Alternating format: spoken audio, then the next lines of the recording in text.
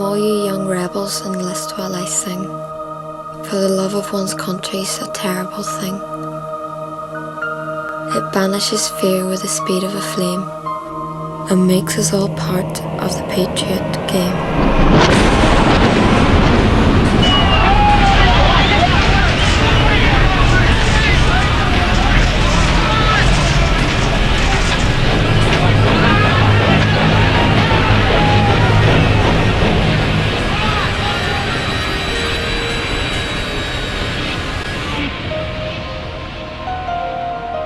Oh, the bricks they will bleed, and the rain it will weep, and the damp lagging fog lull the city to sleep. It's to hell with the future and live on the past. May the Lord in his mercy be kind to Belfast.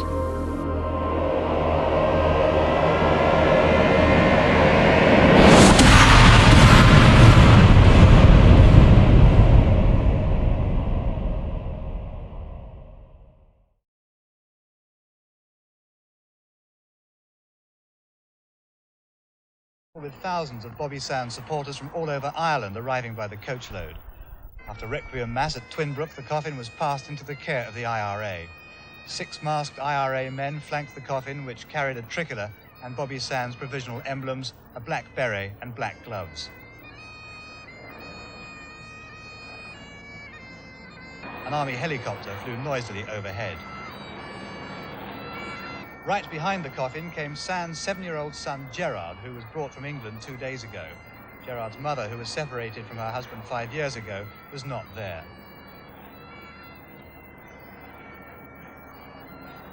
Crowds 6 deep in places lined the 3-mile route from Twinbrook to Milltown Cemetery.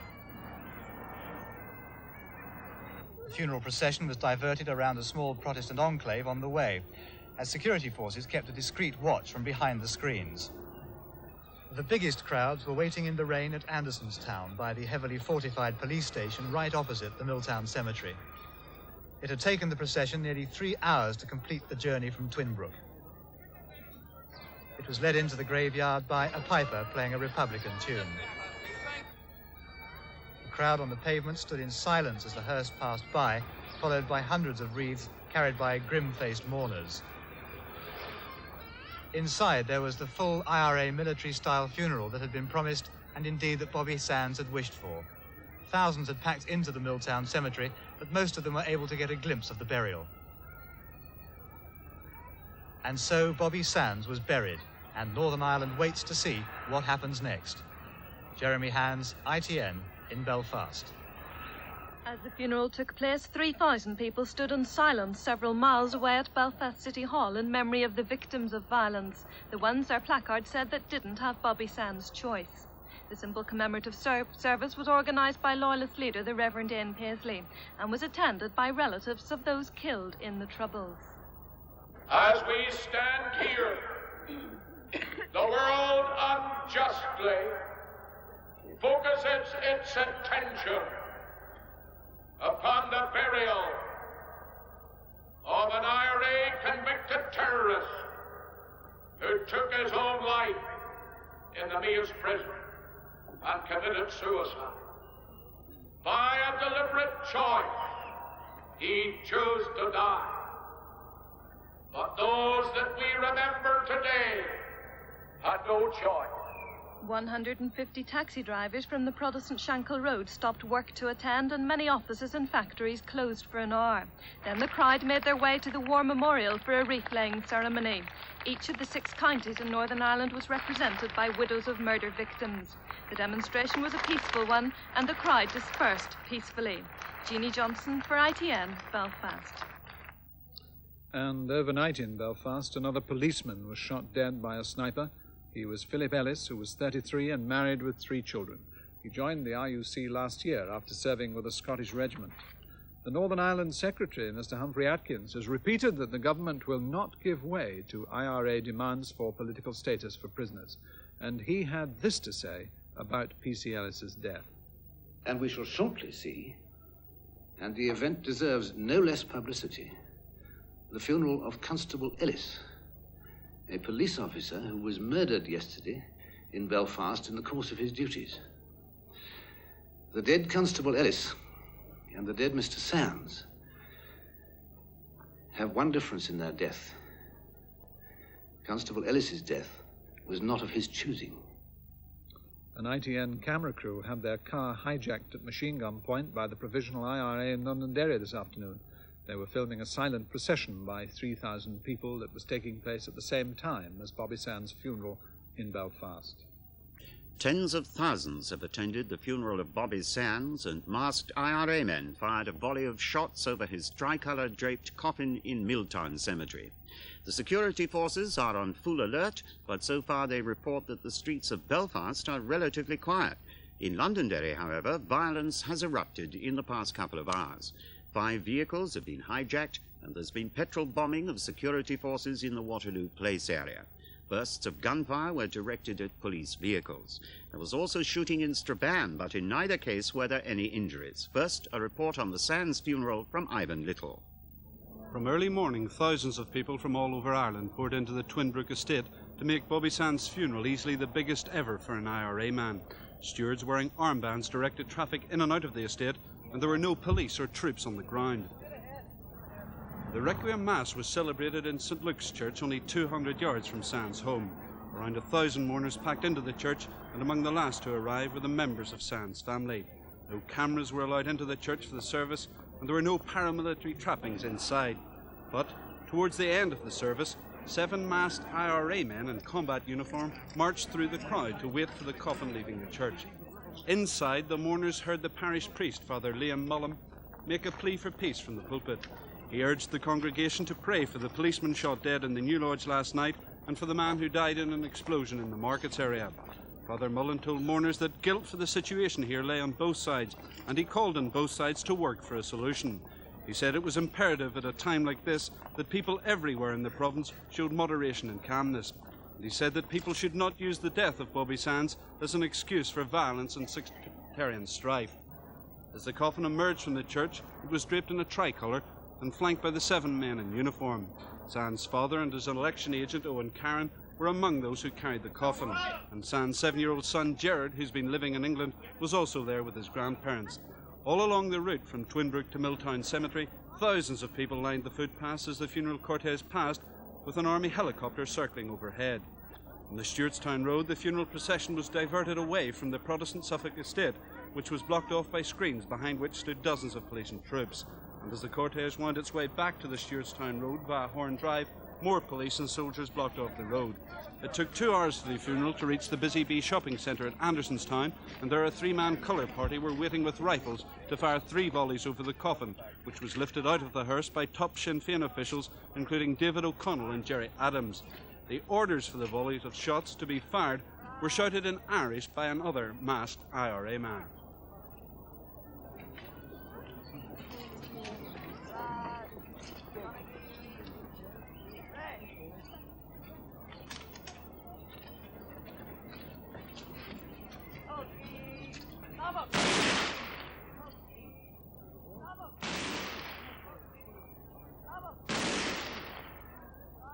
Afterwards, the cortege moved off again en route for Milltown Cemetery and the burial at the Republican plot.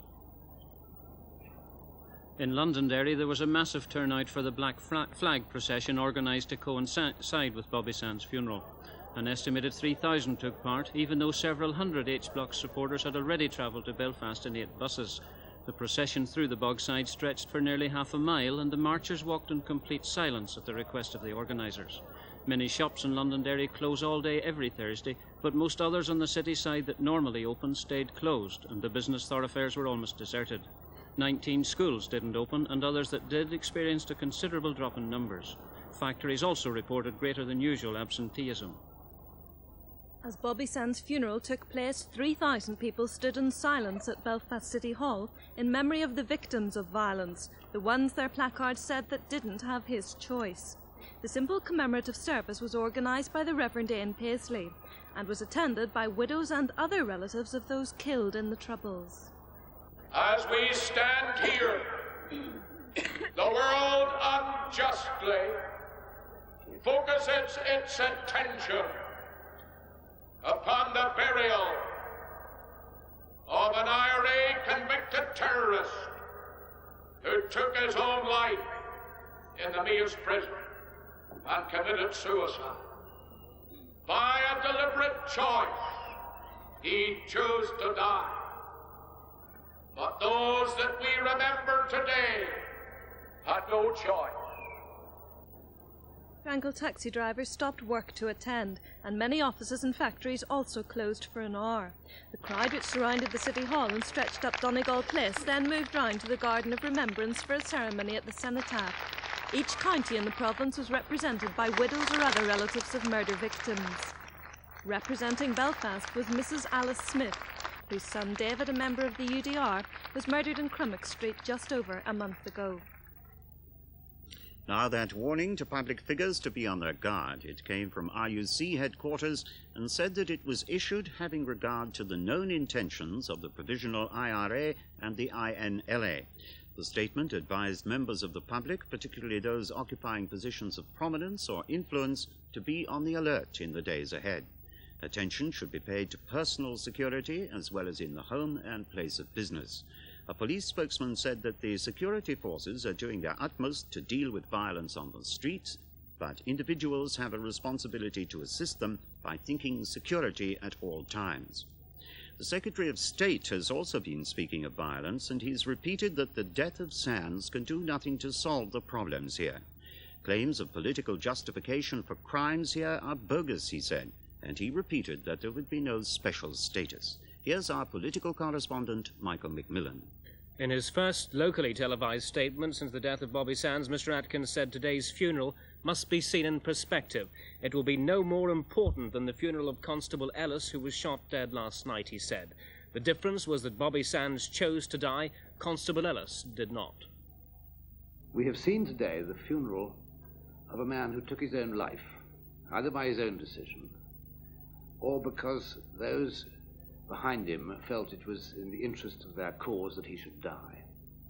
Whatever the reason, it was a tragedy that he should have added his name to the list of those in Northern Ireland who have died as a result of a campaign which can contribute nothing to the solution of the historic and deep-seated problems of this province.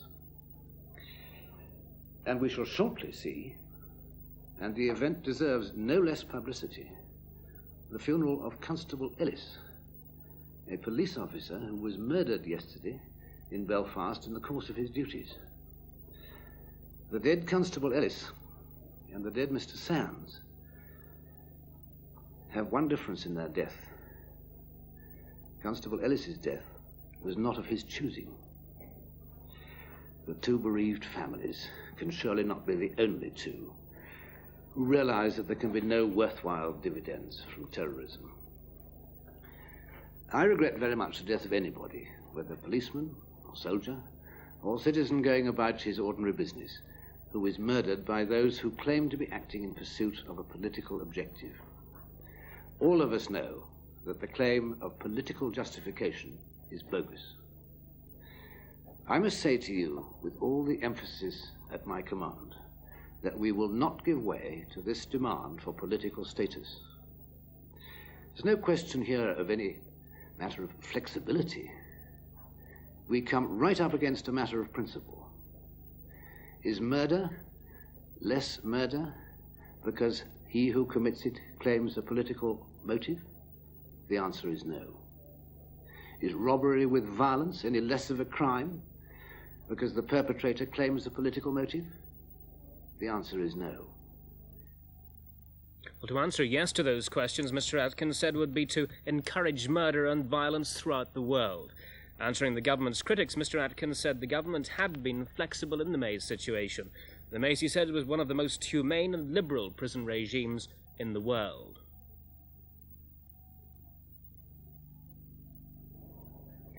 The government's position is perfectly clear. We are not prepared to concede the principle of political status for which Robert Sands was ordered to die, nor are we prepared to do so to prevent others taking the same course. Some people have said that if we were more flexible in our administration of the prison system in Northern Ireland, it would save the lives of those who wish to hold us to ransom. There's nothing flexible about murder or bombing. There's nothing flexible about the demands. Mr. Sands and others have made it clear, all too clear, time and again, that it is political status, that is, to be treated as a different class of prisoner, that they want. Well, the hunger strike was raised briefly during Prime Minister's question time in the Commons this afternoon. Labour MP Tom Cox was critical of the government's performance in Northern Ireland. Mrs Thatcher, he said, had failed to reach any solution on devolution in the province, and now she was prepared to let more hunger strikers die in the maze. Is she aware that she possibly has two options? One, that she does try to seek a meaningful new political initiative, or are we to see, sadly, the continuation of the killings and the destruction that has so bedeviled that country for so long? Because is she really telling this House, and indeed the world, that no matter how many Republicans die as a result of hunger strikes, there will be no change on her part as towards the policy of Northern Ireland? Answering Mr Cox, Mrs Thatcher ignored his reference to the hunger strikers, but admitted the government had failed in its devolution initiative. She repeated that Northern Ireland would remain part of the United Kingdom as long as the people of Northern Ireland wished. The May's hunger strike is to be debated later this evening in the European Parliament. And now to last night's murder of a policeman in the Duncairn area of Belfast. 33-year-old Constable Philip Charles Ellis, a married man with 3 children, was a Scotsman, and his widow Pauline says he joined the IUC because his only wish was, as a policeman, to talk to the children of the new lodge without fear of either side. She says he wanted to bring the two communities together and his killers didn't give him a chance. A report from Hilary Bryans. Mrs Ellis said her husband, a former soldier who'd served in the province, had given up the chance of a safe job in Scotland to join the IUC. She said he only wanted to work for peace. He'd been in the force less than a year. He had 2 teenage daughters and an 11-year-old son and lived in the Beaver estate. Constable Ellis was murdered while on peacekeeping duties in the Flashpoint area between New Lodge and Tiger Bay. He was standing with several other police officers and a woman constable at the peace line at Edlingham Street at its junction with Duncairn Gardens when he was shot. A lone gunman fired several shots at point-blank range from the New Lodge through a gap in the corrugated iron fence, hitting Constable Ellis in the head. He then ran off into the New Lodge. Constable Ellis was dead on arrival at hospital. The policewoman was injured in the leg when she dived for cover, but she's now been released from hospital.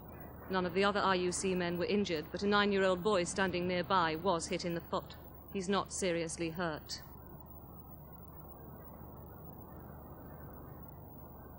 And the policeman shot in the chest in Derry last night is now said to be comfortable in hospital in Belfast, having been flown there for specialist treatment. He was part of a mobile patrol protecting commercial property during rioting in the Shantallow district. He'd left his vehicle when a gunman fired several shots, hitting him in the shoulder. Police were also fired at in Bishop Street and Godnessgale, but no one was injured. And a man was killed in an explosion in the markets area of Belfast. The INLA say 21-year-old James Power from Friendly Street was one of their members, and he died while dismantling a landmine originally intended for the security forces who'd withdrawn from the area. He was found in the back garden of another house in the street. 13 other people were slightly injured. The IRA hunger striker, Bobby Sands, security forces had been under fire until the early hours of this morning, particularly in the waterside area of Londonderry. In the damp darkness, the youths gathered, their petrol bombs ready. A police Land Rover appeared, running down from the Protestant side, and was immediately enveloped in a hail of blazing petrol.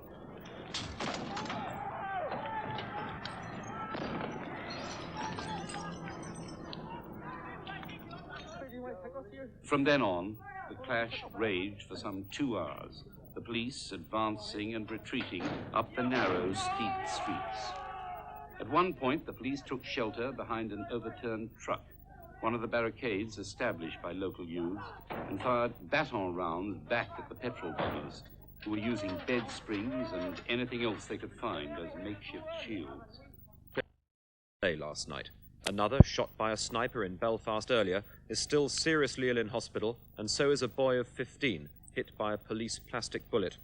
The family of Francis Hughes, one of the IRA hunger strikers in the maze, say he's now completely blind. Today is his 57th without food and Sinn Féin organised a rally in support of him. The march gathered in the tiny village of Mayo Gaul. Almost 3,000 people turned up in support of the H-Block hunger striker Francis Hughes.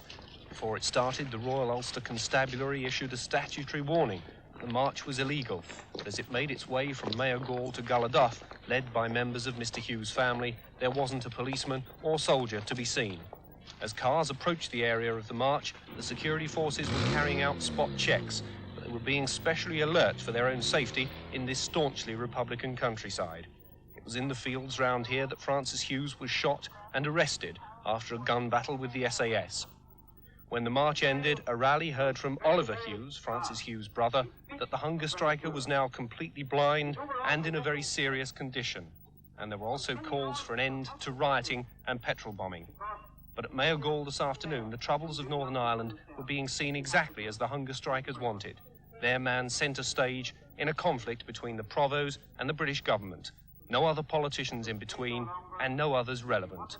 John Underwood, ITN, Mayo Gaul.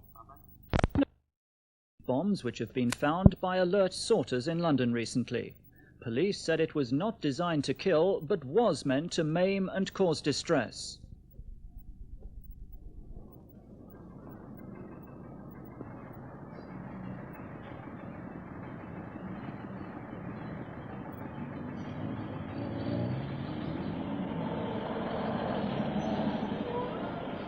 The package addressed to Prince Charles looked odd and aroused suspicions, as the sorter who spotted it later described.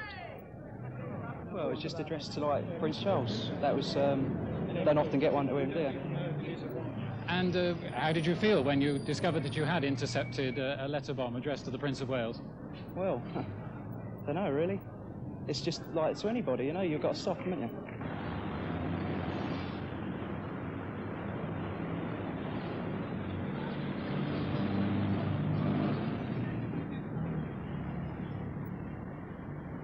The police say they're sure the bombs are all from the same source, but while they don't know who, they doubt any connection with the IRA. The Northern Ireland MP, Mr. James Kilfedder, also had a letter bomb addressed to him in London. Mr. Kilfedder, MP for North Downs, said he was convinced it was the work of the Provisional IRA. It happened the day after the IRA hunger striker Bobby Sands eventually died in prison after over 2 months' fast.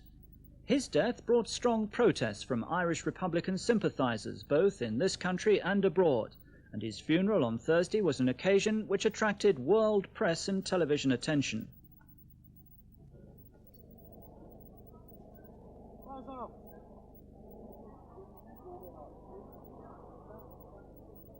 Sands' estranged wife tried to prevent her 7-year-old son being taken to Belfast from England to walk in the funeral procession of the father he never knew for what she called propaganda purposes.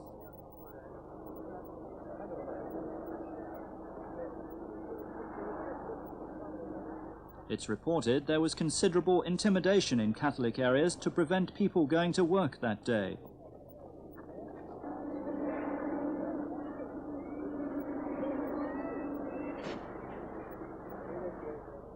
The army kept a low profile along the route of the funeral procession, although they were much in evidence throughout the rest of the city, guarding any likely targets.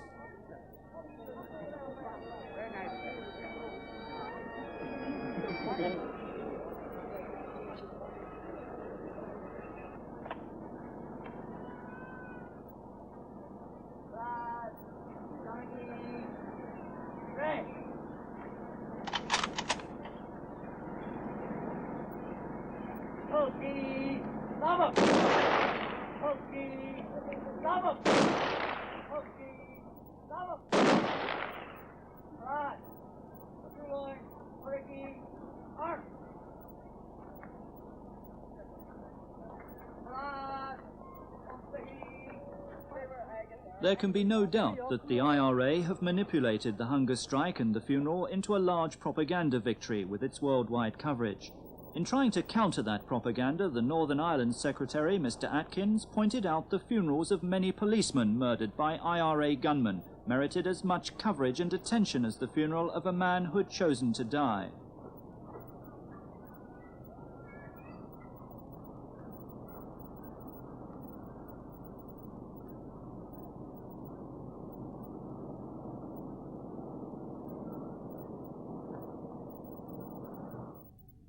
The attention given to the Sands funeral was criticised at another function in Belfast on the same day.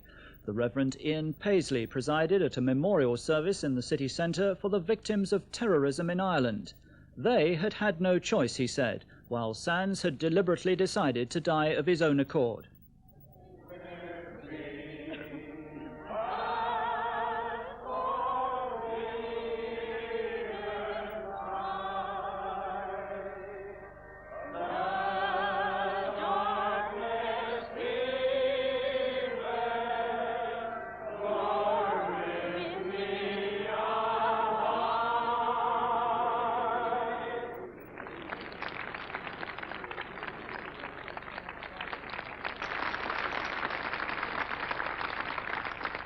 But the demonstration was later condemned by Catholic politicians, claiming that half the 1,500 recent civilian murders had been committed by Protestant paramilitaries. The whole country waited with fear and trepidation for what would happen when Mr. Sands' death was announced. The announcement did bring demonstrations and violence, but perhaps not on the large scale it could have. A policeman was shot dead on Wednesday and other servicemen were injured, one very seriously, in various incidents. In Belfast, the rioters were out on the streets from the time of the announcement, the small hours of Tuesday morning.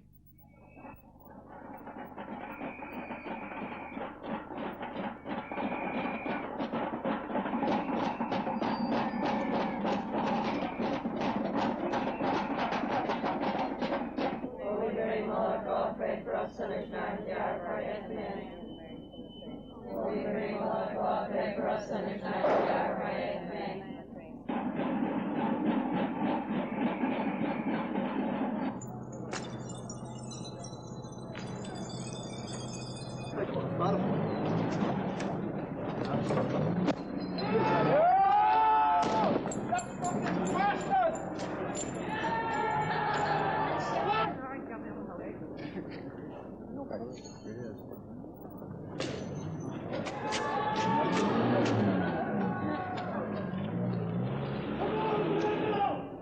The dignity and restraint that many had called for following Sands' death was shattered by road drills putting up barricades, an act the army refused to tolerate.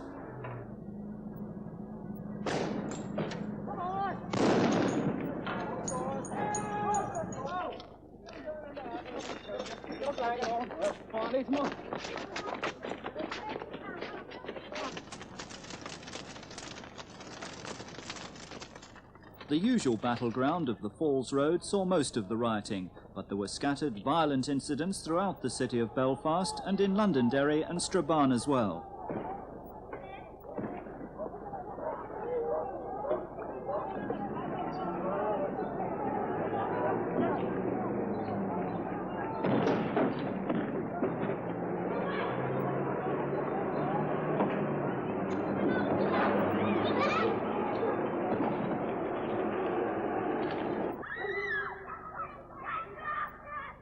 Following the death of Sands, and despite the continued hunger strike by other IRA men in the maze, the Prime Minister has repeated again and again that there is no way the government is going to change its mind and grant the political status that is being demanded.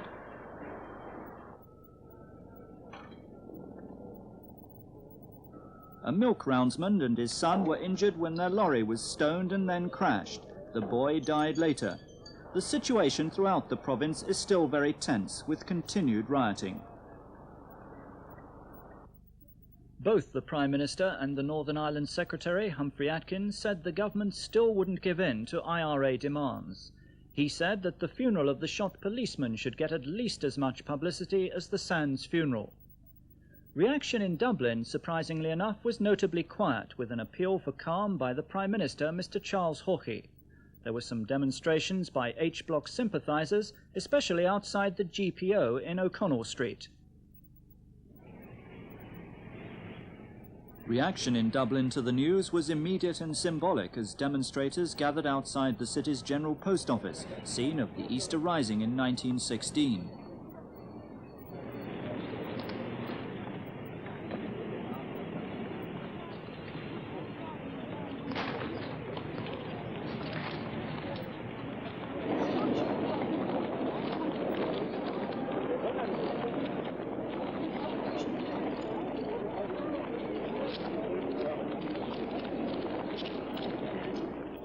The reaction in New York was similar.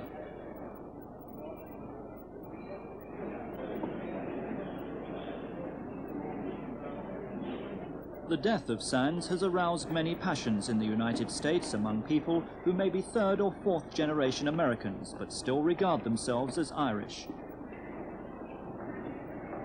But political reaction in the States has been rather muted. Senator Edward Kennedy. I think all Americans feel an enormous sense of loss and tragedy at the loss of a life.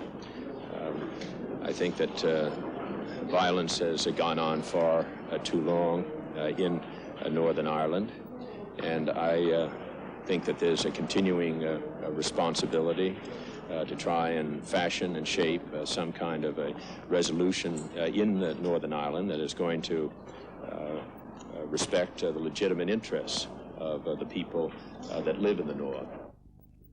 Also in the United States, President Reagan had a notable success in Congress. His prison tonight, the second IRA prisoner to do so in a week. Hughes, aged 27, had been serving a life sentence for murdering a soldier 3 years ago. A brief statement from the Northern Ireland office said Hughes took his own life by refusing food and medical intervention. His family were at his bedside when he was pronounced dead by medical staff after lapsing into a coma. Kate Adie reports from Belfast on reaction to his death. Clanging rang through the streets of Belfast immediately Hughes' death was known. Whistles and car horns were added to the clamour. There were some signs of boys collecting missiles and barricade material, and groups of youths began gathering at the usual flashpoints in Republican areas. However, the army and police were on the move continuously through these areas, with an occasional stone throwing to contend with.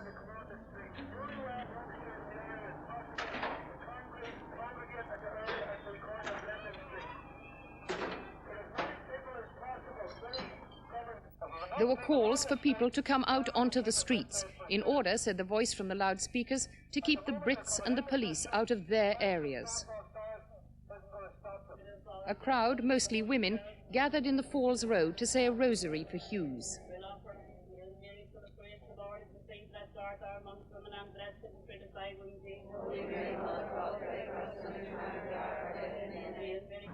But wherever there's been the slightest sign of trouble, the security forces have sealed off and saturated those districts. The Irish Republic's Prime Minister appealed to all Irish people for restraint following Hughes' death. Mr. Charles Haughey said the tragic events of recent weeks had confirmed once more that Northern Ireland, as at present constituted, was no longer a viable political entity. Security sources in Northern Ireland said tonight that Hughes was responsible for at least 8 murders, although he was jailed for only 1. Kate Adie reports on his career with the IRA. A dedicated and hardened IRA terrorist. The description of Francis Hughes by the judge who sentenced him to life imprisonment for the murder of a soldier. The police saw him as one of their most elusive suspects. 4 years ago, a booby-trap bomb exploded at a detective's home in County Tyrone. No one was injured. Hughes' fingerprints were found on adhesive tape used to make the bomb. 3 months later, Hughes was named along with 2 others whom the police wanted to question about terrorist crimes. He was described as highly dangerous. A year later, he was cornered at Toome Bridge, but gave the army the slip. Within a month, he was back in action. With another gunman, he fired on an undercover army patrol near Mahara. 1 soldier died, the other fired back and hit Hughes in the leg. He crawled off and hid under a gorse bush. 15 hours later, a tracker dog followed the trail of his blood and sniffed him out. The capture of a terrorist, once described as the most wanted man in Northern Ireland, a major success for the security forces, a blow to the IRA. Hughes had joined the terrorists in his late teens, after, say his family, harassment by police and army. Well, I mean to say, he didn't get educated in republicanism about home. It was something that he grew up with his last 5 or 6 years, where he got abused on several occasions with the British Army and the UDR and harassed about, and probably this contributed a great deal to him becoming involved. Was there any one thing which led him to join the IRA, though? Well, I mean, I wouldn't know. After a little over a year in prison, Hughes began to refuse food on the 15th of March. His condition deteriorated more quickly than Bobby Sands, who'd begun 2 weeks before him. Hughes ignored all attempts to persuade him to change his mind and succeeded in starving himself to death. Earlier, a 26-year-old man was remanded in custody for a week, charged with the manslaughter of Desmond Guiney. This evening. A few hours before, Protestant North Belfast mourned a 14-year-old boy, the victim of rioting a week ago. Hughes, 25, a convicted killer, died a week after Bobby Sands. He'd been on hunger strike for 59 days. A brief statement from the Northern Ireland office said he took his own life by refusing food and medical intervention. Within minutes, Republican crowds took to the streets, throwing up barricades, stoning a police station, and hurling petrol bombs at police and soldiers. John Snow has been out and about in Belfast, and he brings now the pictures, both of what happened after Hughes's death and of the funeral of the Protestant boy killed just a week ago. Here's his report. Within an hour of his death, they were banging the bin lids of protest in West Belfast.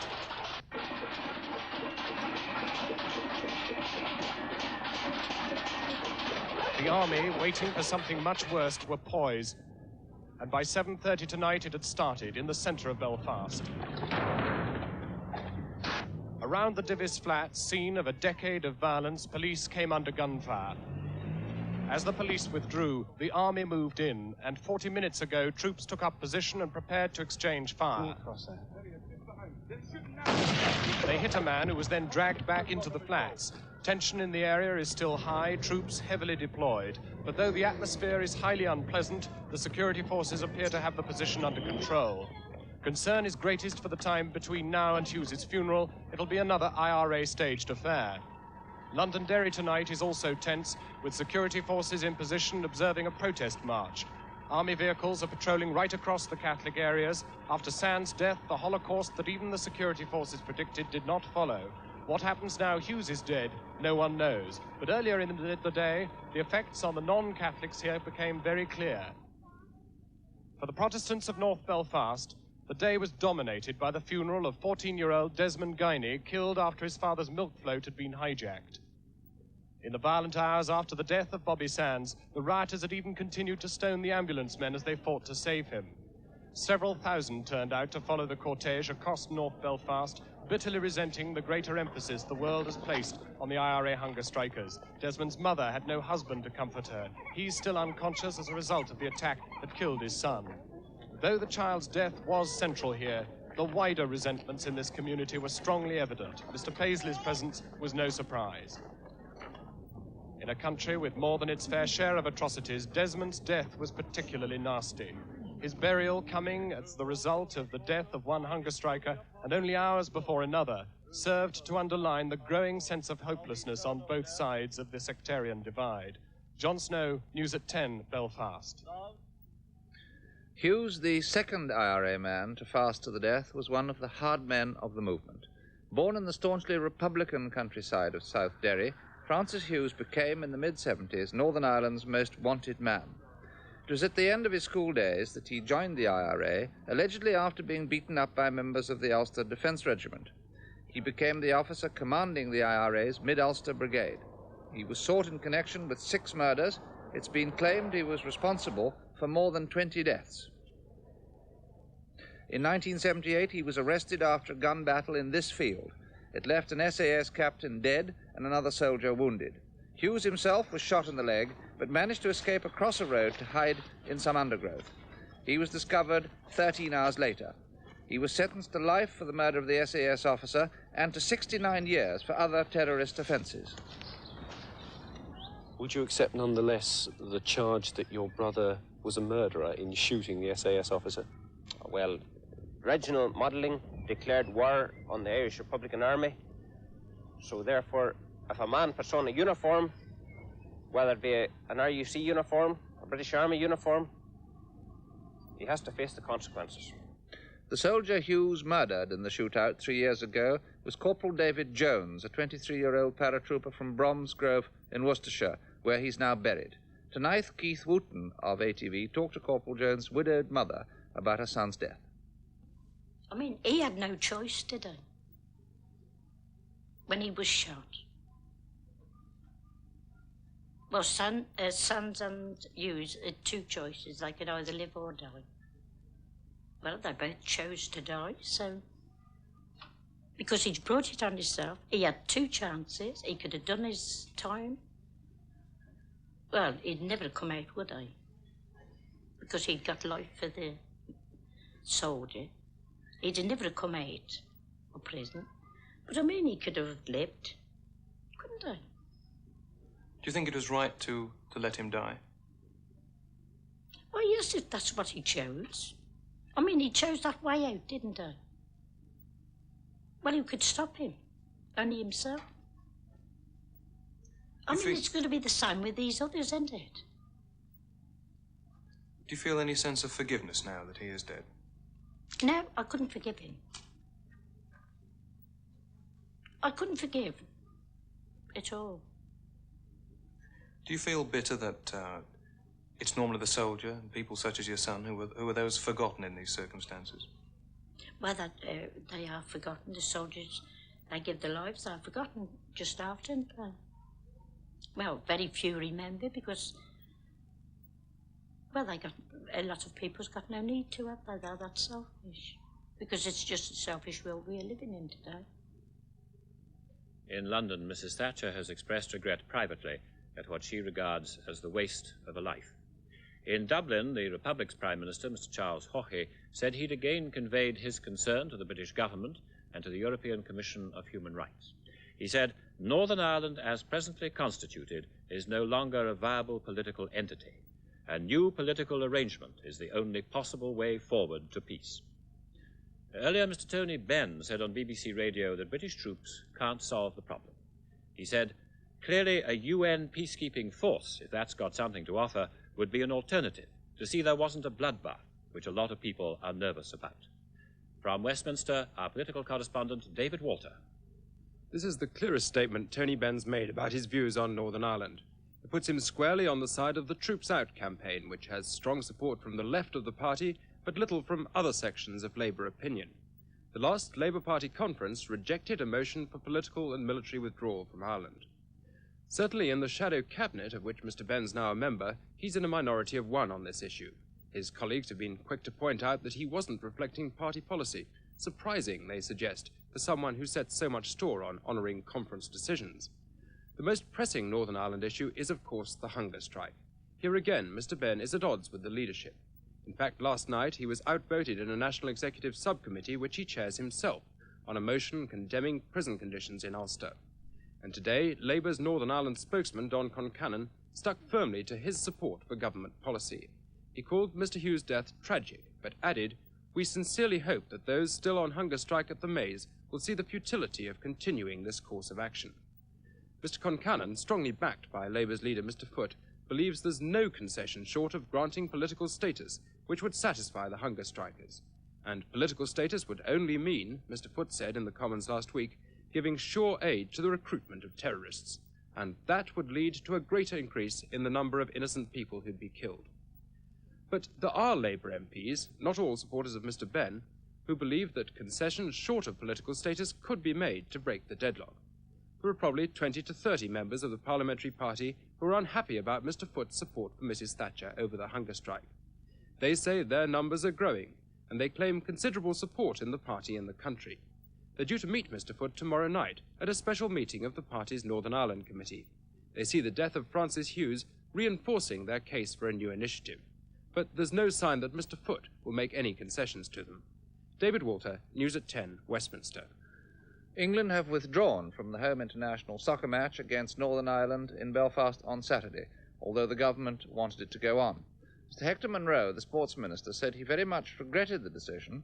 The Northern Ireland authorities had given assurances about security. The FA have in the past played in Northern Ireland. The FA secretary, Mr. Ted Croker, told Ian Edwards they'd done so to keep up an appearance of normality. It does seem that preserving an air of normality seems to have little effect on solving the actual problem. And what has happened in the last few days, and is liable to happen, had to be considered very carefully by our members. The government, on the other hand, has been advised by the Royal Ulster Constabulary that the match could certainly have been played.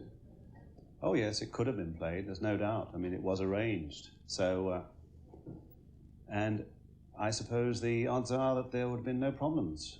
Because there's no history of any unwarranted or any undue trouble, is there? No, but there have sporting been. Event? No, but I think in cases of the sort of terrorism that's going on, often incidents occur for which there is no precedent. We are extremely disappointed they're not coming, not only for this match with England, but for all international matches over recent years. We are always in close touch with the security authorities here. And the security authorities have informed us that as far as they are concerned, they are quite capable of dealing with the match with England with no difficulty. In Belfast, leading Republicans said the IRA never tried to spoil sporting fixtures and had no reason to intimidate or frighten footballers. Wales is the next country due to play at Windsor Park on Friday week as part of the home international championship. The secretary of the Welsh FA said tonight they fully intended to go, although in the light of England's decision, his executive would reconsider the situation. More importantly, Scotland are due to play there in a World Cup game in October, and the president of the Scottish FA said unless things became really serious, they had absolutely no intention of withdrawing. 3 p.m. He lapsed into unconsciousness shortly before that. And as the news of his death spread, the reaction in Catholic areas of Belfast and Londonderry was by now traditional and familiar. Women saying their rosaries in the streets, then the clanging dustbin lids. After that, the young men taking over, leading to stoning vehicles, petrol bombs, lorry hijackings, and attacks on police. For the latest now on the position in the province, let's hear from Brian Walker in Belfast. Brian Walker in Belfast will be up in a second. When the news reached Francis Hughes's home village of Balahi, a crowd gathered in the square in a silent vigil. A large contingent of police kept them from moving onto the roadway, and local H-Block organisers made it clear they wanted a dignified and peaceful demonstration, and there was no sign of trouble. Prayers have been said there within the last hour, and for the Protestants of Balahi, who are in a majority there, the disturbances some expected didn't happen. At the family house a mile outside the village, the dead man's brother Oliver Hughes had recently heard of his death. We were on our way up to visit him when we got word that he had died. Yes. What was the last communication that you had from your brother? The last message? I talked to him yesterday. He said he would end his hunger strike if the British government would grant the 5 demands. Failing that, he says, I believe I will die. So will the other 2 comrades. Bobby Sands died a week ago, and the British government did not relent. Do you believe that your brother's death will make any difference to their attitude? Hopefully, yes. But I would just like to say that Margaret Thatcher, the British government, has murdered my brother. Francis' blood is in Margaret Thatcher's hands. In Belfast, the reaction was noisier and more orchestrated. As soon as news of Hughes's death was known to the H-Block campaigners, it was transmitted in the by now usual banging of the dustbin lids and by loudspeaker. Could you go around the doors and ask if there's any neighbours of yours aren't here? Go around and knock them up and ask them to get here. Glory be to the Father, and to the Son, and to the Holy Spirit. The women gathered to pray for Hughes just as they had done when Bobby Sands died, and the pattern was later maintained. The prayers over, the youths began to prepare to repel the army. And before long, the stoning began. Later, the guns came out, and in the Falls area, a man was shot and seriously wounded after soldiers returned fire at a gunman, and there had been reports of further shooting tonight. Well, one thing seems to be clear about Hughes. Unlike Bobby Sands, whose actual career of violence was brief and not very effective, Hughes was, in the views of the security forces, at least a gunman to be taken seriously. Security spokesmen have gone out of their way to underline how hard a man he had been. One, in fact, was quoted tonight as saying Hughes was as vicious a man as you could meet, a ruthless killer who thrived on what he was doing. Brian Walker now examines something of Francis Hughes's past and background. 4 years ago, Francis Hughes, then aged 21, was one of the 3 most wanted men in Northern Ireland. Wanted so badly that the police, in a rare move, displayed his photograph in police stations. He was a leading IRA gunman in the mixed Republican and Loyalist area of South County Derry. 3 months before, the home of a policeman in County Tyrone was blown up, causing damage, but no one was hurt. Hughes's fingerprints had been found on adhesive tape used in the bomb. In the months that followed, the net began to tighten. At the village of Toombridge, he gave the army the slip. Then, in March 1978, he was cornered in an SAS-type operation near his home village, but he nearly escaped again. Hughes was one of 2 gunmen wearing military-style uniform who approached paratroopers staking out a house. The soldiers, thinking Hughes was one of them, were caught off guard. He opened fire, killing 1 soldier and wounding the other. But Hughes was himself badly wounded and was tracked down to a gorse bush in a field 15 hours later. He was sentenced to a total of 83 years for his 6-year-long career as an IRA gunman and bomber. Well, I mean to say, he didn't get educated in republicanism about home. It was something that he grew up with his last 5 or 6 years, where he got abused on several occasions with the British Army and the UDR and harassed about, and probably this contributed a great deal to him becoming involved. Was there any one thing which led him to join the IRA, though? Well, I mean, I wouldn't know. Hughes, on the right, had served only a year of his sentence when he went on hunger strike a week after Bobby Sands. The 2 others who joined him a week after that are now in the 52nd day of their hunger strike. Raymond McCreesh, aged 24, is serving a 53-year sentence for, among other offences, conspiring to murder soldiers in a border shootout. Patsy O'Hara, also 24, is in the 2nd of an 8-year sentence for possessing a hand grenade. The condition of both continues to deteriorate. And we'll return to Belfast later in the programme if there are any further developments. Well, there's no mistaking the dismay in Dublin at this second death. Mr. Charles Hockey, the Prime Minister, is clearly anxious that events shouldn't get out of control in Ireland, and he's irritated too at the apparent lack of effort being made to break the deadlock over the hunger strike. But he was pretty outspoken too. Northern Ireland, as at present constituted, is no longer a viable political entity, he said. A political solution acceptable to all is the only means of bringing to an end this grim cycle of violence, destruction and death. Evidently, though, the deadly escalator belt in the maze is now well and truly underway. No sign of give tonight from the British government, no sign of break in bipartisan support for it from the opposition leaders, but growing signs of dissatisfaction from a vocal minority within Labour's ranks. Mr. Tony Benn today blamed much of the present crisis on the presence of British troops. He suggested that a UN or international commission might help to solve the question, and he called on the government to admit that people both sides of the border have to solve their problems together without violence. But this and similar statements from the party's left drew a sharp rebuke from the deputy leader Dennis Healey as part of a generalised attack from him on the left for what he sees as their irresponsibility. But they themselves will promise anything for votes, grubbing up votes in the last few days by offering political status to the prisoners in the H block, saying that a convicted criminal should be released from jail because he won a general election in Northern Ireland. Pat Duffy in the Westminster studio, is that, for a start, what you are saying? Are you suggesting that political status should be given to the hunger strikers, or are you asking for something different? Not at all, and I'm not aware of any of my colleagues in the Parliamentary Labour Party who are making the same request. What are you asking for, then? I'm asking, first of all, that the government should somehow get itself out of this position into which it has trapped itself. And secondly, I want the Labour opposition, which after all is its constitutional duty, to help extricate the government. I believe, thirdly, we can help the government by movement, by encouraging them to accept a little liberalisation of the prison regime. No question of a different status involved, rather some small agreement, and it isn't very much. The gap between both sides only 4 months ago was so narrow that the hunger strikers thought it had been bridged. We can help the government by encouraging them to give a little on clothing and on leisure time.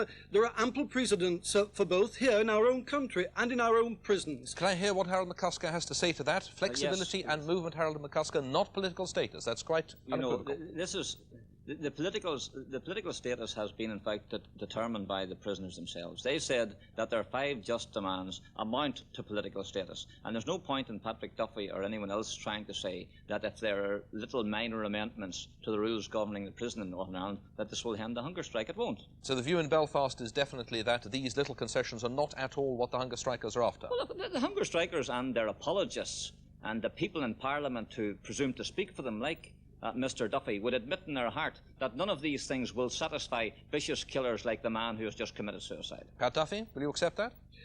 There is nothing in the introduction to this programme that anyone in either Britain or Ireland can underwrite and endorse. We all lament what we have seen, and we're almost moved to despair. That is why it's urgent that we move towards change. We cannot accept the present position, and I don't believe it's enough to settle for labels, no matter how castigating, and incidentally, no matter how well-deserved. We've simply got to look afresh now at the problem, and we won't get results unless we're prepared to move and look for agreement. And you think, if necessary, the Labour opposition has got to be able to show some independence of approach now, that just tagging along behind the government is no longer enough?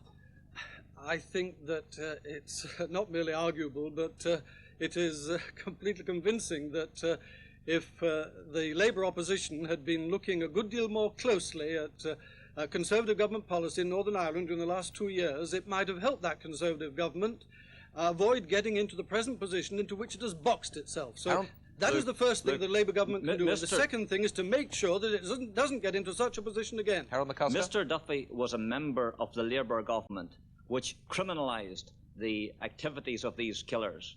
And whilst he was a member of that government, I don't remember him on any occasion objecting to the policy pursued by the 2 Labour Secretary of States we had here, one who implemented and the other one who carried it through. And it doesn't cut any ice to people in Northern Ireland to hear Mr. Duffy shed crocodile tears now over an issue of which he hasn't expressed all that much concern over in recent years, and which I don't think he knows really all that much about. Harold McCusker, is there any sign, though, that this policy of the government's is actually going to work? What are the signs that it is going to produce? There is another side to this argument. I have come tonight from meeting 50 or 60 relatives of the innocent victims of people like Hughes. Hughes may well have killed some of their relatives. When his crimes are catalogued, he'll almost be considered crimes against humanity. Now, how can any government, with any legal basis and responsibility for law and order in Northern Ireland, concede political status to this man or his cohorts, who will only use it as an encouragement to continue their war? But Pat Duffy said he wasn't asking for political status. No, you see, that's what the apologists say. They decide to interpret what the Provisional IRA say. I listen to what the Provisional IRA say. They say we have 5 just demands which they have spelt out, and which in fact amount to political status, and they're prepared to die to get those things. Pat Duffy, do you accept what Mr. Hockey said this evening, that these problems can no longer be solved within the political framework of Northern Ireland as it exists now? I do indeed. It was interesting to notice in the House of Commons this afternoon, I wasn't aware that Harold McCusker was there listening. No, I was but watching. One of his Ulster Unionist colleagues asked Prime Minister Thatcher to pressurise the Dublin government on behalf of security, and Prime Minister Thatcher declined to do so. She made it plain that she valued not merely her new relationship with Dublin, but a deeper relationship. And there I believe you may have the seeds of release for the government from its present predicament, because I believe Dublin can fill a crucial role here by encouraging the London government to accept perhaps the intervention of the European Commission on Human Rights, and perhaps the London government taking the initiative here. Harold McCusker, what about Tony Benn's view? You were looking back at the Labour government's previous record, that the policy begun 13 years ago, he said, of introducing British troops, that this has now clearly failed. I mean, 13 years of this policy is a long time now. I don't know how often Mr. Benn has been in Northern Ireland, or when he first started taking an interest here. But if he really thinks that it's the troops in Northern Ireland who are causing the problem, he needs his head examined. He knows as little about that as he knows of Irish history. He said, in fact, that the division of Ireland was forced upon the country. That flies in the face of the fact that the negotiators for the Irish Republicans signed a solemn treaty with Her Majesty's government, and that treaty was subsequently endorsed by a free vote of the Parliament of the Irish Republic. Now, if people have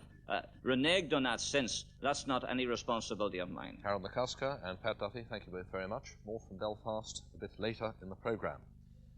Earlier today, Northern Ireland witnessed yet again the tit-for-tat side of violence, with Protestant grief matching that of the Catholics. With those details, John Sargent. In Belfast, the funeral took place of 14-year-old Desmond Guiney, who died during rioting which followed the death of Bobby Sands. A man of 26 has been charged with his manslaughter. The boy died after his father's milk float was stoned in the New Lodge area of Belfast. Kate Adey reports. Desmond Guiney was a direct victim of the street violence triggered by Bobby Sands' death. He was on his way back to school, getting a lift to the bus station in his father's milk lorry, when rioters rained stones on them. A brick hit Desmond's father. The lorry crashed. The stone throwing went on long after the accident. Then the lorry was set on fire. In this incident, as in most of the week's rioting, children were involved. Well, I just plead to the parents to keep their kids in, because I don't want their parents to go through what I'm going through. That's all. Do you think they'll listen to you? I hope and pray to God they do listen to me. A man is being questioned by police in Scotland over the murder of Judge William Openshaw. He was stabbed this morning outside his home. Died. The 21-year-old man was hit in the Divis Flats area of the Lower Falls. And for the latest on this situation, we go over now to Belfast to hear about it from Brian Walker, who's been following the situation. A particularly violent confrontation has been going on for over 3 hours now in West Belfast. Youths with what seems to be a large amount of petrol have been lobbing bombs at the security forces continuously. The police have borne the brunt of the attack, firing plastic bullets, their Land Rovers frequently ablaze. They've been trying to spot the bombers by firing flares, but the youths retreat into back gardens and sheds of occupied houses. Eventually, the army decided to drive its armored vehicles towards a corrugated iron barricade, which the bombers were using as a shield. This action was met by a rain of petrol bombs. As the soldiers tried to leave their vehicles and seek out the bombers, the soldier in charge was hit by a blazing petrol bomb.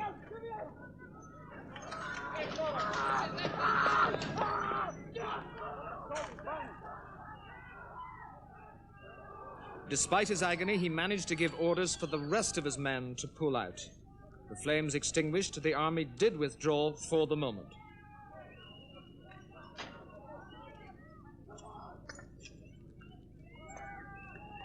Earlier, a soldier was wounded when 2 shots were fired at a patrol, and policemen escaped unhurt when they came under a gun attack. And the latest from West Belfast is that petrol bombs are still being thrown. And the latest from Londonderry, there's been a blast bomb attack on a police station in one of the Catholic areas of the city in 2 hours of rioting after Hughes's death. In Dublin, a crowd of nearly 1,000 people marched on the British Embassy in protest over Hughes's death. They were charged by police in riot gear, and there are reports of injuries. The Roman Catholic Primate of All Ireland, Cardinal Thomas O'Fee, has sent a telegram to the Prime Minister urging her to be more flexible in her response to the demands of the IRA hunger strikers. He said, "In God's name, don't allow another death." The call has come the day after the death of Francis Hughes, the second hunger striker to die at the Maze prison. Cardinal O'Fee asked Mrs. Thatcher to look again at the prison regulations and to send a representative to the jail to speak to the hunger strikers' spokesman. Since the hunger strikers started their campaign, they've been demanding 5 measures which the government sees as tantamount to granting political status. They are extra visits, letters and parcels, full remission, which in Northern Ireland is 50% of the sentence, the right of free association, not to wear prison clothes, and not to do penal work. Mrs. Thatcher has grown today to make some concession to avoid further deaths and to lower the tension. But tonight there's absolutely no sign of any movement by the British government. Mrs. Thatcher is apparently convinced that making any further concessions to people she sees as hardened criminals would be wrong in itself. But she and her advisers also believe that if they did concede, say, the right for prisoners to wear their own clothes all the time, the IRA would simply increase their demands. So the appeal by Cardinal O'Fee to the Prime Minister isn't going to succeed. And later this evening, Mr. John Hume, the leader of the SDLP, which represents many moderate Catholics in Northern Ireland, will call at number 10. Mr. Hume claims to have a peace formula to end the hunger strike. It involves, I understand, prisoners deciding on their own clothes and work within the prison compounds. Mrs. Thatcher and Mr. Atkins, the Northern Ireland Secretary, will tell Mr. Hume that's not on. And in Belfast today, a spokesman for Sinn Féin, the political wing of the Provisionals, made it clear that even if the British government did concede 2 of the prisoners' 5 demands, that wouldn't be enough. The 5 demands is the prisoners' minimum requirement for ending this hunger strike. I mean, there could be a maximum requirement. They can't go any lower. And now that they've lost 2 of their comrades and seen those bodies taken out before them, they're hardly likely to settle for something less at this stage. Do you see then? The Belfast milkman, whose milk float crashed when youths stoned it during a riot, has died. Eric Guiney's 14-year-old son Desmond was buried yesterday. The family of Francis Hughes, who died in the Maze prison last night after 59 days without food, have agreed not to parade his body through the Republican areas of West Belfast. Earlier, there were angry scenes as the authorities refused to release his body. At 2 o'clock, Catholics in West Belfast started to assemble, ready to parade the body through the city before it left for Hughes' home 70 miles from here. But 2 hours later, an official from the H Block's campaign committee declared the British government was detaining Hughes' body. Tempers already strained by the past week's rioting frayed further as confusion set in. They were to be denied the right to mark his death in the traditional black flag marching manner. 20 police Land Rovers guarded outside the hospital morgue in South Belfast, where the body was still being held. Through the trees, urgent talks were held between the police and the Hughes family, and eventually they seem to have accepted the police ban on the body moving through Belfast. Finally, 20 minutes ago, the body was released and driven off to Balachi, where it will be buried on Friday. But the incident has inflamed relations between the police and the people in the Catholic ghettos still further. Whilst angry Protestant bystanders were shouting murderer as the coffin with the family behind were driven off. John Snow, ITN, Belfast. Barricades and no-go area signs have been going up in the side streets off the Falls Road in Belfast during the day. This followed the night of violence in both Belfast and Londonderry. As darkness fell in Londonderry, supporters of the Maze hunger strike gathered in silence outside the Guildhall. It looked as though the demonstration was to remain peaceful. Suddenly, banks and offices came under a hail of petrol bombs.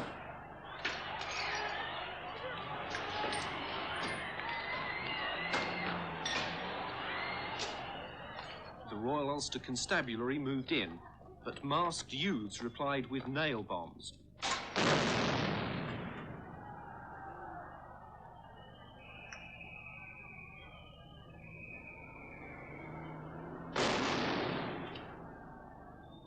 Meanwhile, on the edge of the Cregan estate, a library had been set on fire, and as firemen fought the blaze, the RUC again came under attack. This time they fired back with many rounds of plastic bullets.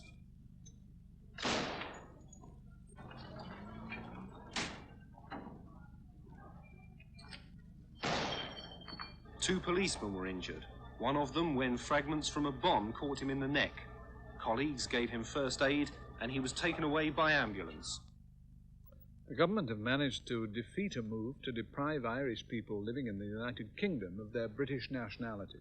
Mr. Enoch Powell had moved the amendment in a Commons Committee on the Nationality Bill. It was defeated with the help of opposition MPs. Italian television have just said that the Pope had an operation an hour ago for wounds in the pancreas and the shoulder. 2 women were also wounded in the shooting. I will, of course, bring you any further news throughout the programme. And now the other headlines here in Northern Ireland. The Rathcoole milkman Eric Guiney has died a day after his son was buried.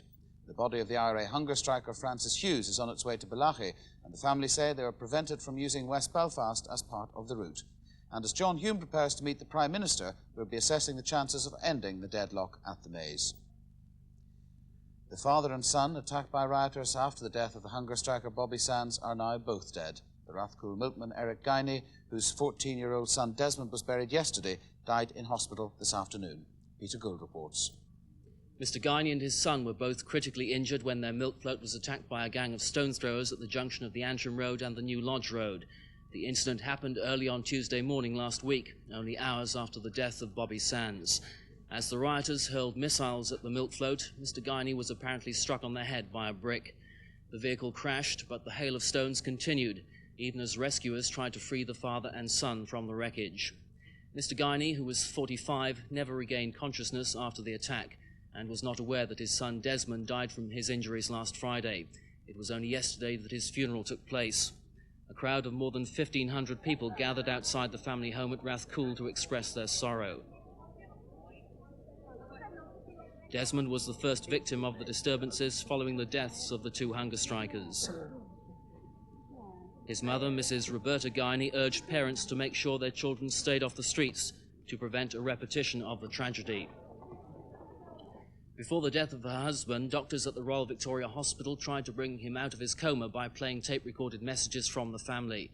But Mr. Guiney did not come round and died this afternoon.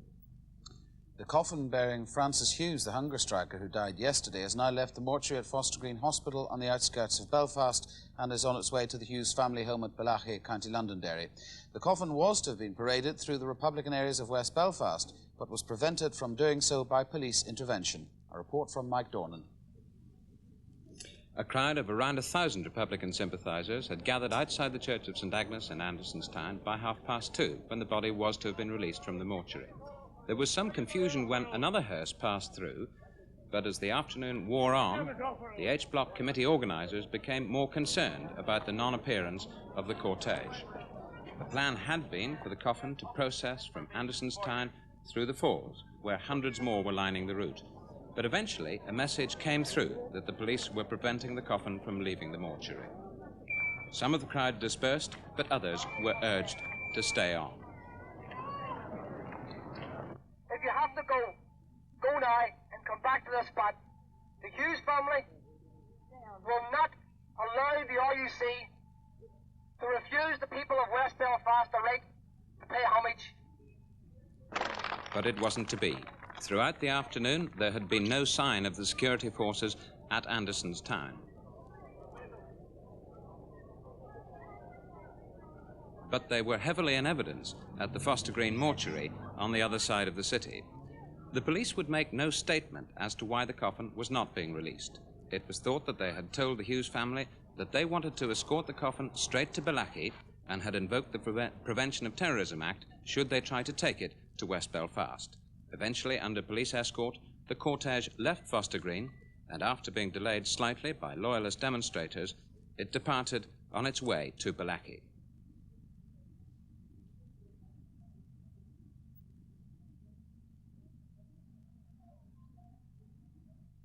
Now the moves to end the prison deadlock, and as Mrs Thatcher prepares for her meeting tonight with the SDLP leader John Hume, pressure was being exerted on the government both by advocates and opponents of prison reforms. Here's our political correspondent, W.D. Flax. The fact that Mrs Thatcher agreed to see Mr Hume tonight is not being taken in Whitehall as a sign that the government is prepared to move towards meeting the SDLP leader's proposals that all prisoners should be permitted to wear their own clothes and have more free association. The indications are that the Prime Minister, who will be accompanied by Mr Atkins, is prepared to listen, but that she is not in the mood to make concessions. Cardinal O'Fee, in a telegram to the Prime Minister, said he repeated his earnest request to her and the Cabinet to abandon what he called their inflexible policy regarding prison dress and the fraternisation of prisoners at work and recreation. The Cardinal, who also renewed his appeal for the calling off of the hunger strike, asked how many more Irish men and women must go to their graves inside and outside the prison before intransigence gave way to a constructive effort to find a solution. But the Prime Minister has been warned from the Unionist side not to make any moves in response to either the Cardinal or Mr Hume.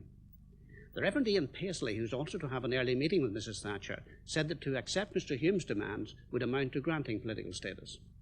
And the Reverend Robert Bradford sent a telegram to the Prime Minister saying that to concede the demands could only lead to further loss of life. Mr Bradford also urged today the shooting of petrol bombers, and Dr Paisley says he'll also be pressing this when he meets the Prime Minister. Meanwhile, the Provisionals also put their own piece of extra pressure on the government today. They announced that a new hunger striker will shortly take the place of Francis Hughes. After a night of violence in West Belfast in which one man was shot dead, it's been largely quiet in the city today, except for several minor disturbances, mostly around Divis Flats. The man who was shot was Emmanuel McLarnon, a 20-year-old painter who lived at Mazarine Row in the Divis complex. The army say a patrol came under fire and fired a number of shots in return. The gunman was seen to fall, and McLarnon was later admitted to hospital with a chest wound. Death notices submitted to the Irish News have described him as a volunteer in the INLA. Black flags hung from many windows in the flats this morning, and the police were again attacked briefly by gangs of teenagers. At least 10 petrol bombs were thrown, though no one was hurt. An articulated lorry, which had been hijacked earlier, was one of the vehicles used as a barricade at the flats, and it was later set on fire and badly damaged. But at first light this morning, the debris around the complex had been the only sign of the overnight trouble, in which shots were fired and petrol and acid bombs thrown. This afternoon, the police put on show a large quantity of chemicals, including acid, which an army patrol found in what was described as a small factory for making acid bombs. It was in a workman's hut at White Rock Gardens, and the haul included some acid and petrol bombs already made up. But the police say many of the chemicals could have been of no use to rioters, and they've warned that many of the substances could even have harmed people who handled them. We're extremely worried about the use of acid bombs, not only from our own point of view, being on the receiving end of them, but also from the point of view of people who may be tempted to use these materials. Not all the chemicals you find could in fact be used as bombs. Does that mean the people who are using them don't know what they're handling? It's quite obvious that people don't know what they're using at all. Some of these chemicals or liquids are acid, but some of them are of other materials which give off poisonous fumes. Where would chemicals like this come from? Well, we know that these chemicals came from local schools, and in that context I would appeal to the school principals to take every precaution and ensure that their chemicals are locked safely away. It would be even better if they could remove the chemicals from the premises altogether. The news of Hughes's death yesterday sparked off a night of prolonged and heavy street violence in Republican areas of Belfast and Londonderry. The violence lasted until the early hours of this morning and was the most concentrated during the disturbances of the past 3 weeks. In both cities, the rioting quickly followed more peaceful demonstrations. The response in Derry to Francis Hughes' death followed a pattern set after Bobby Sands' death 8 days ago, only this time feeling apparently ran higher. Another march from the Bogside to the Guildhall, the prelude to a night of violence announced to the city with blast bombs.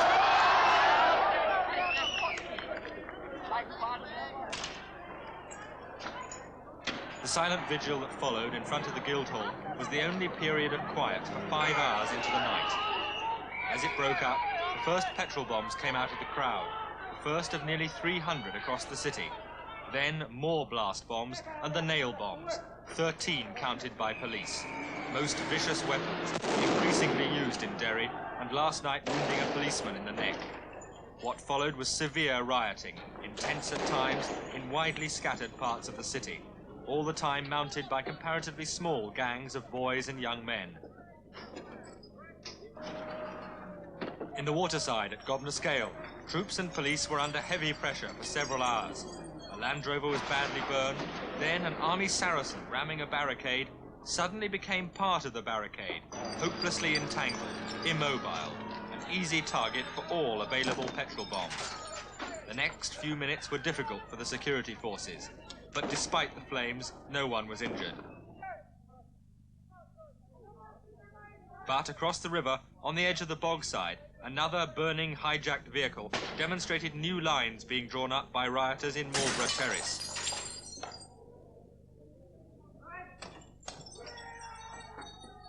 Through the night, across the city, the police say the security forces fired 228 plastic bullets. Last night in Londonderry was rougher than the night of Bobby Sands' death, a longer night of violence, partly because this time the death came in early evening, not early morning, but mostly because Hughes was no distant figure from Belfast. He was a local man from County Derry, and he appears to have fitted the rioters' image of the provisional gunman. Last night, the petrol bombers in the city caused some of their most spectacular and expensive damage of past weeks. They destroyed a Western Library Board building. 50,000 new books for school library shelves across the west of the province are piles of ash.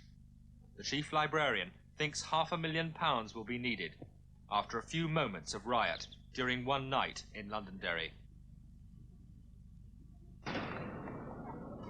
In Belfast too, rioting was fierce. Scores of petrol bombs rained down, in some instances with rioters using houses and garden sheds to hide behind. Vehicles were hijacked and used to make barricades or simply set on fire. A Masonic Hall and a pensioners' club were damaged.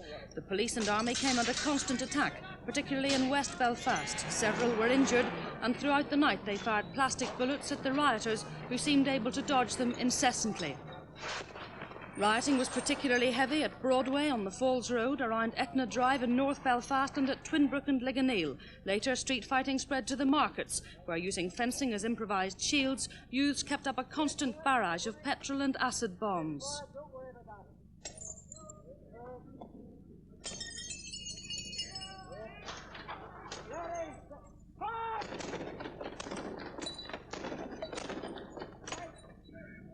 During one intensive bout of petrol bombing, rioters scored a direct hit on one soldier, leading his men into an alleyway.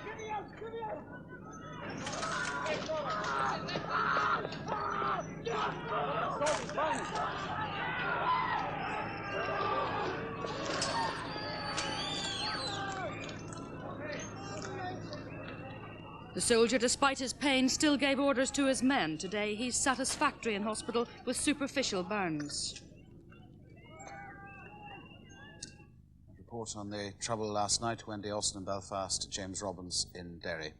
The trouble wasn't confined to Northern Ireland. In Dublin, Gardaí clashed with H-Block protesters marching to the British Embassy, and the police believe fires at Monaghan Courthouse and a farmhouse in Donegal belonging to the sister of the North Down MP Jim Kilfedder were both started maliciously. In Dublin, scores of shop windows were smashed and several cars damaged during clashes between the police and supporters of the hunger strikers. The trouble started when about 1,000 people tried to march to the British Embassy to protest about the death of Francis Hughes. Some of the marchers wore black armbands, others carried posters of the hunger strikers and black flags. Police in riot gear baton charged the crowd after demonstrators pelted them with stones and bottles. Several people, including 7 Gardaí, were treated in hospital. The police made several arrests. The courthouse in Monaghan has been badly damaged by a fire which the police believe was started maliciously. The part of the building where court records were kept was burnt out, and hundreds of other documents and accounts were destroyed. Forensic experts examined the debris for clues as to how the blaze started, and firemen were called to the scene after a passing police patrol spotted flames coming from the building. There's been an arms find in Donegal. Several rifles and what's been called a considerable quantity of ammunition were discovered by Gardaí in an empty house near the village of Annagry. Nearby they found a sawn-off shotgun and 50 cartridges, which it's believed were used to hijack a police patrol car in the area last week. And in Donegal, a holiday home belonging to the sister of the North Down MP Jim Kilfedder was badly damaged by a fire. The 2-storey farmhouse at Moyne, 6 miles from Donegal town, belonged to Hannah Kilfedder. Police believe the fire was started deliberately. In the wake of the death of the IRA hunger striker Francis Hughes, there have been calls for a government initiative to prevent another such death. The head of Ireland's Roman Catholic Church, Cardinal Tommaso Fee, has repeated pleas to both the government and the hunger strikers to reconsider their position. In a telegram to the Prime Minister, the Cardinal said, "In God's name, don't allow another death," and urged the Cabinet to abandon its present policy. Already another 2 prisoners are in the 53rd day of refusing food. Raymond McCreesh is serving 14 years for attempted murder, and Patrick O'Hara 8 years for possessing explosives. A 3rd man, Joe MacDonald, sentenced to 14 years for possessing a handgun, joined the hunger strike on Saturday, replacing Bobby Sands. And Sinn Féin have announced that a 4th prisoner, as yet unnamed, will join the strike from tomorrow. The leader of the mainly Catholic Social Democratic and Labour Party, John Hume, who's a member of the European Parliament, is to see the Prime Minister tonight.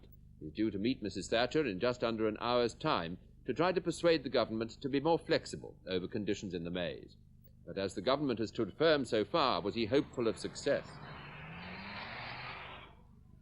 Well, I think that the death of 2 hunger strikers has heightened intransigence on all sides, and therefore it is all the more urgent that action is taken before it's heightened further. I think that everyone sees that this has been mishandled up to now, otherwise we wouldn't be in this crisis, and I think courageous and firm steps now could resolve it. But when Mrs. Thatcher meets Mr. Hume later tonight, she'll tell him that there's no alternative to the government's own firm policy, and there'll be no adjustment to it. Mrs. Thatcher and her cabinet feel that their strategy is proving right so far. believing that the first hunger strike death would be the main point of pressure and that any others might have a steadily diminishing effect. So Mr. Hume will gain little from Mrs. Thatcher. And Labour's leader Michael Foot will also refuse to support any concession over political status for IRA prisoners when he meets Mr. Hume tomorrow. Tonight, Mr. Foot is facing his critics at a meeting with Labour MPs. He'll tell the few who want a more flexible attitude over conditions in the maze that removing one concession will be no help whatsoever. And those restive about the general bipartisan approach will be reminded that the government is following Labour's policy. Earlier tonight, Mr. Foot and other shadow cabinet members hit back at Mr. Tony Benn for his suggestion of a United Nations peacekeeping force in Northern Ireland. They said it was wrong to introduce new items of policy which the party hadn't discussed and didn't agree with, just when Labour's own study group was preparing its recommendations on Northern Ireland, which will emerge in the next couple of weeks. Another victim of the violence after the death last week of the first hunger striker, Bobby Sands, has died. Eric Guiney, a Belfast milkman, died in hospital this afternoon, the day after his 14-year-old son Desmond was buried. Both were injured when Mr. Guiney's milk float was stoned. Northern Ireland has been generally quiet after last night's rioting, in which one man was shot and killed by troops. Kate Adie has been following events since the death of Francis Hughes. Last night, the disturbances acquired a particular fierceness. Groups of rioters in familiar entrenched positions mounted sustained attacks. Armed with what must have been considerable supplies of petrol and acid, the bombers let fly. As the police and army vehicles crawled through the flames, the air was filled with acid fumes and petrol. From behind garden huts and barricades on the new Barnsley estate came over 100 petrol bombs. To shrieks of delight from the bombers, the soldier leading his men up the street sustained a direct hit.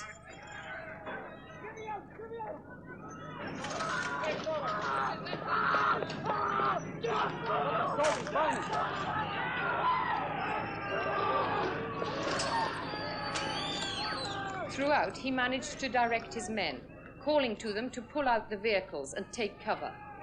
He wasn't badly injured, but the army had to withdraw temporarily, the bombers' determination and petrol supply apparently endless.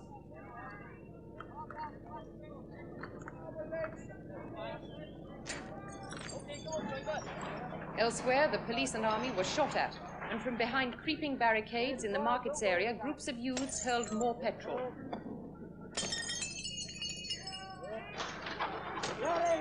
Plastic bullets are the standard reply. The rioters are wary of them, but not unduly discouraged. And the wreckage of rioters litters Republican areas. The Divis Flats, where Matt McClarnon was shot dead by the army last night. A member of the INLA, he died as gunmen opened up on security forces in the hours after Hughes' death. This afternoon, large crowds waited in West Belfast to see the coffin on its journey home to the village of Balachi, 30 miles north of the city. But they waited in vain, for the police and Hughes' family were in flat disagreement over the route. At the hospital morgue, sympathizers staged a sit-in, but the police were adamant, saying they believed the Provisional IRA had taken over the arrangements and the law would be flouted if the coffin went through Republican areas. So the hearse left with a heavy police escort to the jeers and catcalls of local Protestants.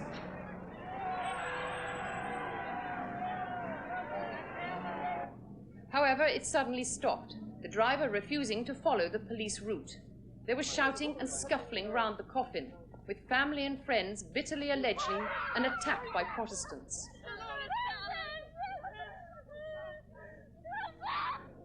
After much confusion, the hearse and its escort took off at high speed, on roads well away from Republican areas.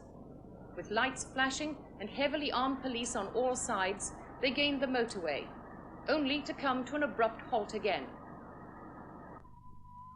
The driver wanted to take a route where it was known there would be demonstrations of Republican sympathy. The police again refused, so in some haste and confusion, Hughes' body came home. It was carried the last quarter of a mile to the house, draped with the Irish tricolour. Several hundred mourners walked slowly behind.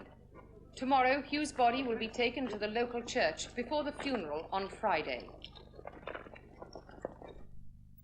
The police have confirmed that the explosion at Shetland's Sullom Voe oil terminal at the weekend during a visit by the Queen was caused by her. Set off. As the coffin travelled on, angry Protestants shouted murderer when it passed by. En route, the police say the hearse made several unscheduled stops, but the family say that shortly after it left, the security forces took over the hearse, an accusation the RUC denies. In the village of Tombridge, thousands of people carrying black flags waited in vain for the hearse to arrive. In fact, it had already been diverted around the town at the direction of the police and against the wishes of the Hughes family. When eventually his body arrived home, Francis Hughes' coffin was draped in the tricolour of the Irish Republic. His last but one journey was less than a dignified affair. The arrangements for his final journey, expected to be a full IRA funeral, are now being planned. John Underwood, News at 10, Balahi. The first death came in West Belfast during last night's rioting. Troops shot a man they claimed was shooting at them. He was named as Matt McClarnon. The security forces claim he was a member of the Irish National Liberation Army. Up in Protestant North Belfast, Mrs. Guiney, who buried her 14-year-old son yesterday, was told today that her husband too had died. Mr. Guiney had been delivering milk with his son on the morning after the death of Bobby Sands. Both he and the boy, Desmond, had been in the milk float as it crashed after being attacked by H-Block protesters. 14-year-old Julie Livingston died after being shot in the face with a plastic bullet.